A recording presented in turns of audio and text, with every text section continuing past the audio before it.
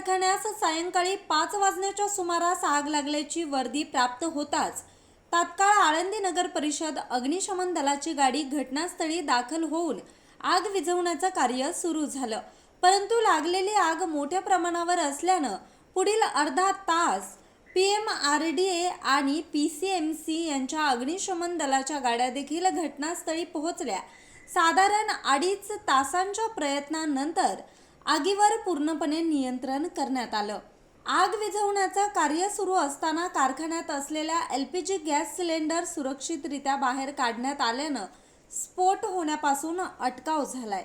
गादी कारखान्यात शेजारी उभ्या असलेल्या 2 ट्रक, एक पिकअप पूर्णपणे जळाले असून कारखान्याचे देखील मोठ्या प्रमाणात नुकसान झाले, परंतु यामध्ये कुठलीही जीवितहानी झाली नाही, अशी माहिती आळंदी नगर परिषदेचे मुख्य अधिकारी कैलास केंद्रे यांनी दिली आहे। सद्यस्थितीत आळंदी नगर परिषद आणि PCMC अग्निशमन दलाच्या गाड्या माघारी आल्या असून PMRDAची अग्निशमन गाडी घटनास्थळावर तैनात आहे।